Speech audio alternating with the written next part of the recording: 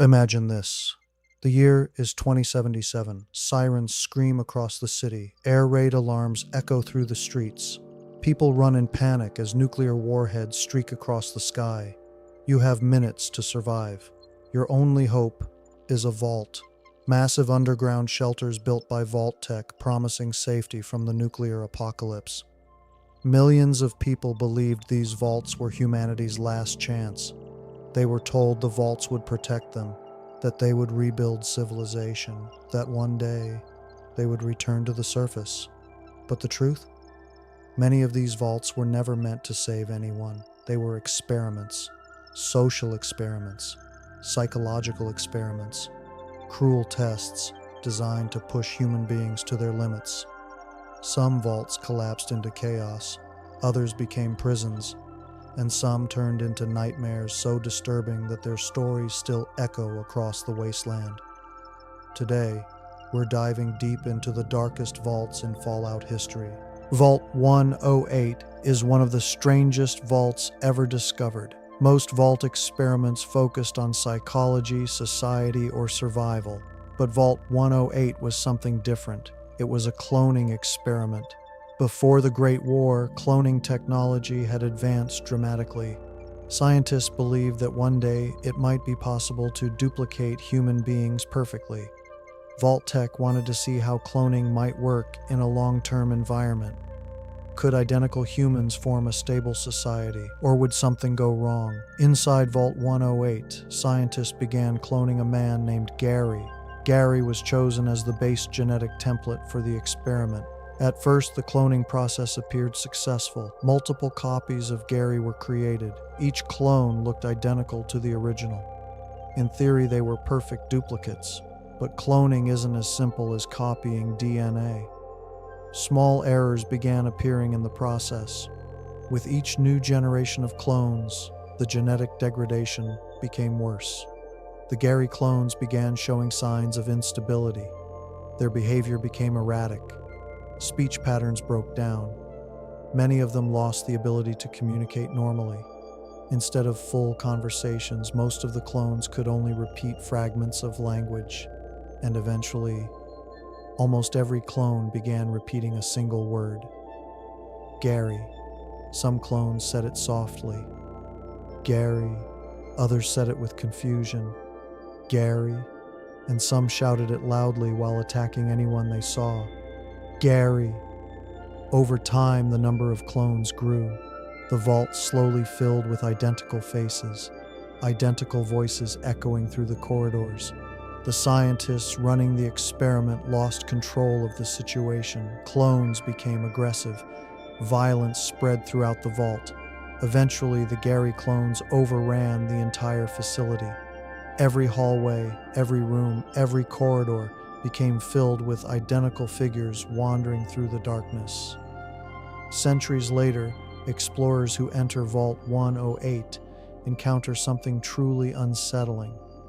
Imagine walking through a silent underground bunker and hearing dozens of voices echoing from the shadows.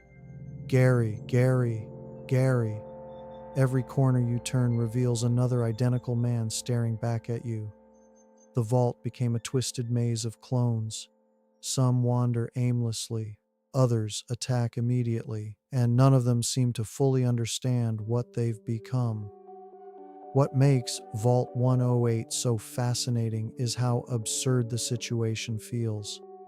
Compared to the horrors of other vault experiments, the Gary clones almost seem comedic.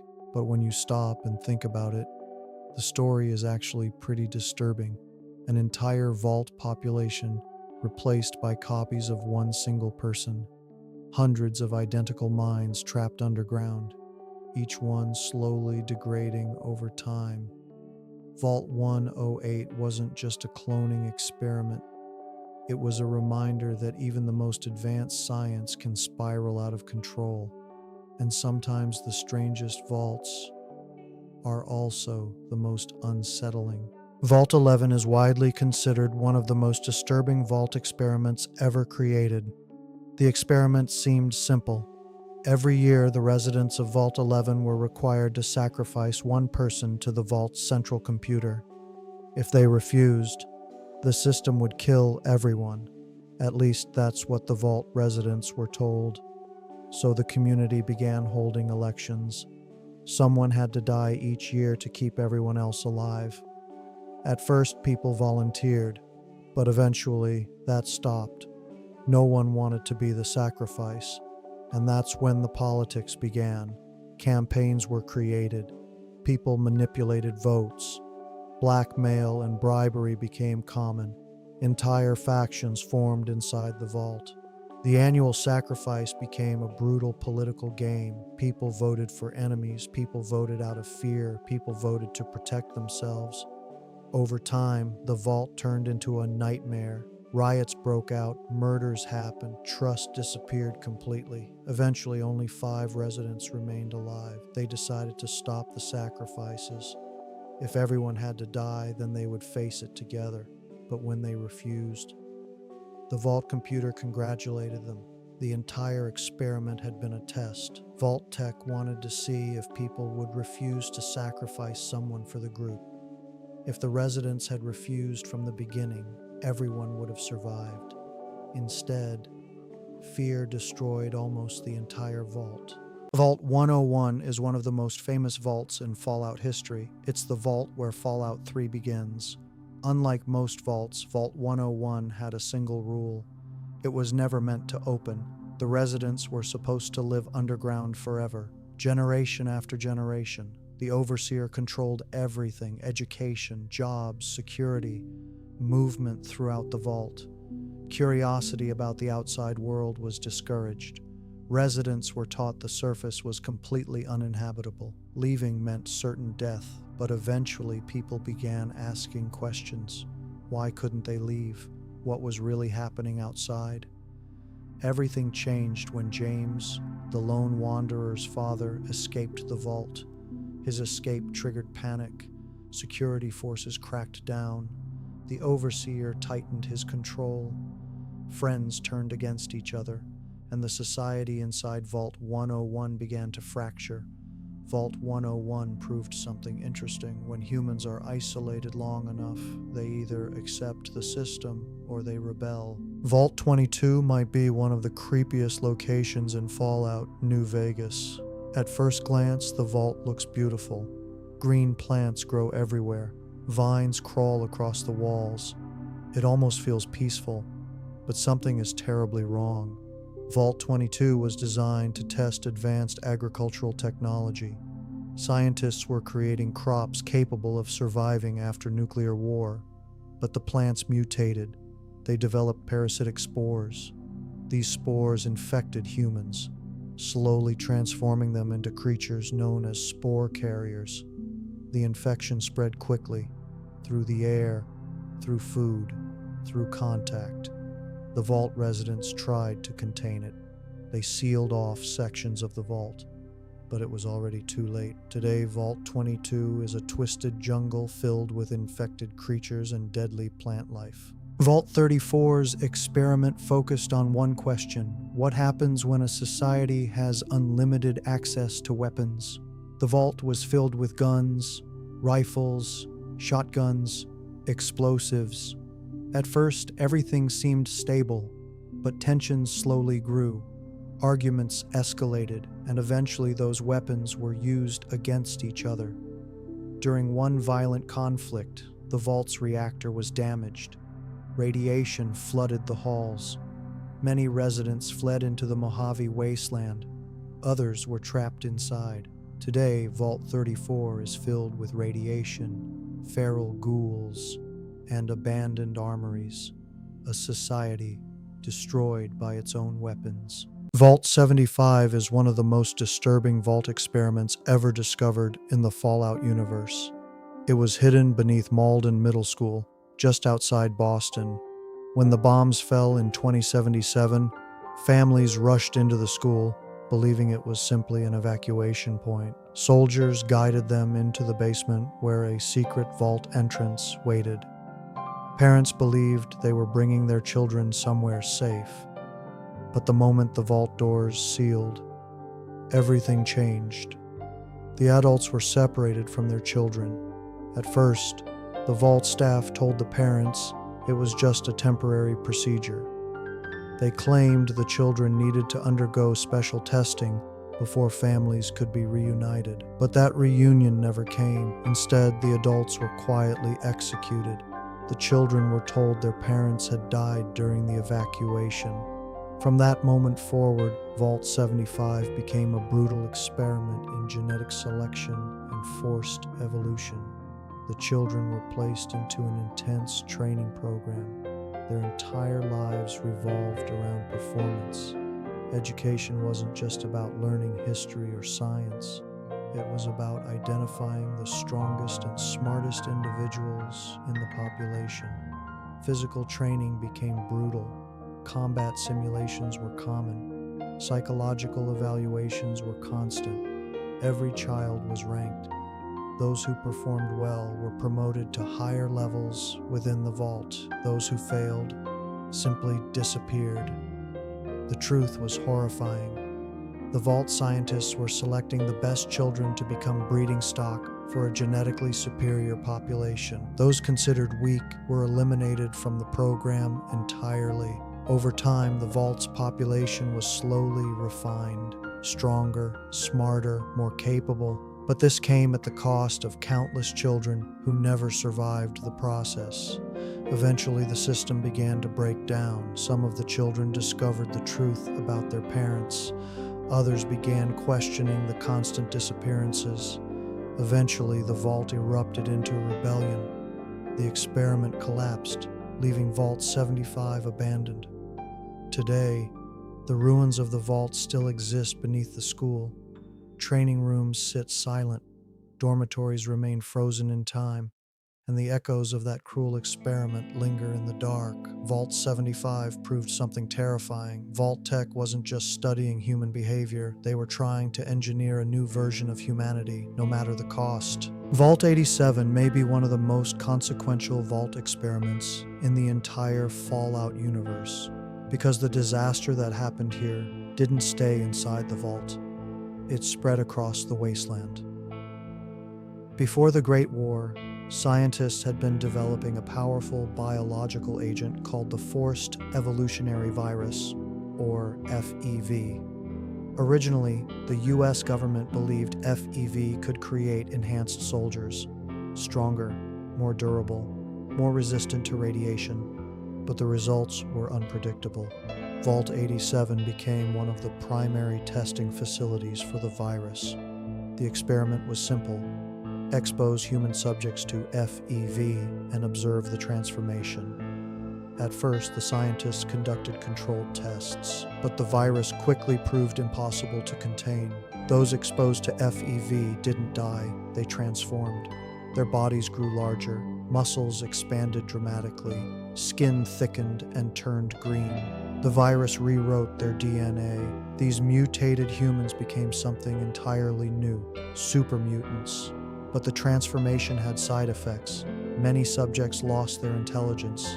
Others became extremely aggressive. And perhaps most dangerously, super mutants were nearly immune to radiation. This allowed them to survive easily in the wasteland. Eventually, the super mutants inside Vault 87 overwhelmed the scientists. The vault fell, but the experiment didn't end there. Super mutants began leaving the vault. They captured humans across the wasteland, bringing them back to Vault 87 to expose them to FEV. The process created even more super mutants, and over time the population grew. This is why the Capital Wasteland in Fallout 3 is filled with super mutants.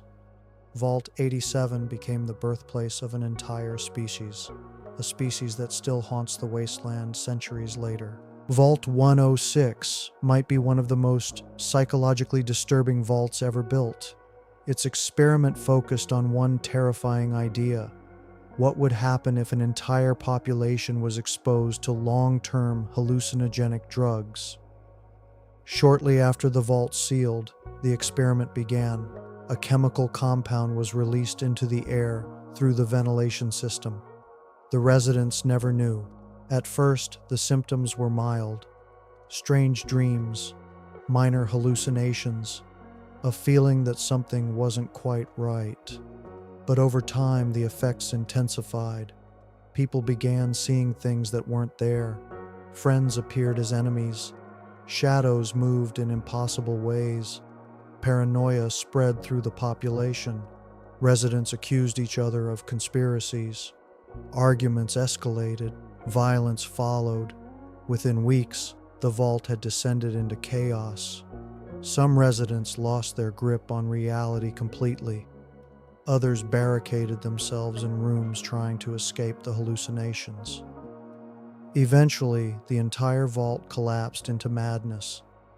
Even centuries later, Vault 106 still feels wrong. Explorers who enter the vault experience strange visions. Ghostly figures appear and disappear. Voices whisper through empty hallways. It's almost as if the chemicals never fully left the system. Vault 106 proves that sometimes the most terrifying experiment isn't physical, it's psychological. Vault 92 began with an unusual group of residents. Almost everyone inside was a musician or artist. The idea was simple. Vault-Tec wanted to study creativity in a controlled environment, but hidden within the vault's systems was a second experiment. The white noise generators placed throughout the vault weren't just producing background sound. They emitted subliminal frequencies designed to manipulate brain activity. At first, the residents noticed nothing unusual. Music filled the halls. Concerts were held regularly. The vault became a thriving artistic community. But slowly things began to change. Residents reported headaches. Mood swings became more common. Arguments broke out during rehearsals. Some musicians began hearing strange sounds within their music, notes that weren't there, voices hidden within melodies. Eventually, the psychological effects intensified. Residents became paranoid, some turned violent, others locked themselves away from the rest of the vault. The once beautiful concert halls fell silent, instruments were abandoned, and the artistic community collapsed under the weight of Vault-Tec's experiment. Today, Vault 92 is eerily quiet. Broken violins and pianos lie scattered across the floors, a haunting reminder of a society that once existed entirely through music. Vault 111 was designed to study cryogenic preservation, but the residents never knew that. When families entered the vault during the nuclear attack, they were told they needed to undergo a quick decontamination procedure. Instead, they were placed inside cryogenic pods, frozen instantly. The vault's true experiment was to observe how long humans could survive in suspended animation. The residents were never meant to wake up. They were test subjects. The vault staff monitored the pods for a time, but supplies inside the vault began running low. Eventually, the staff rebelled. Many abandoned their posts. Without maintenance, the cryogenic systems began failing. Pod after pod shut down. The residents inside slowly died in their frozen chambers, except one. Over 2 centuries later, one pod finally opened. The sole survivor stepped out into a world completely transformed. Everyone they had known was gone.